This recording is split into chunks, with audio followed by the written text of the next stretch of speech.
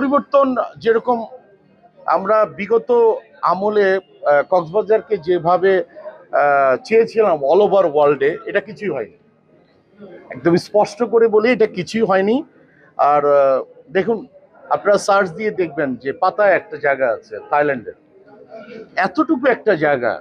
আমার মনে হয় যে এটা একটা এটাকে মানে আমি কোনো কাতারে ফেলতে পারবো না।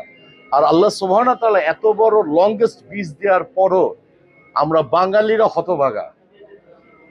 আপনার কপালেও হতভাগা, আমার কপালেও হতভাগা। আমরা আসলেই হতভাগা।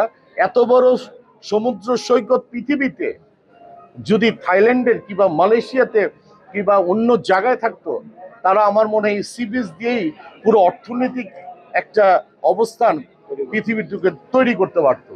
কিন্তু ওই যে আমরা হতভাগা, এই হতভাগা থেকে এই টাইটেলটা কিভাবে মানে বাদ দেওয়া যায়, হতভাগা এই টাইটেলটা, এটার জন্য আমরা এদেশের মানুষ গর্ব করি, বাঙালি আমরা এটা গর্ব করি। That's it.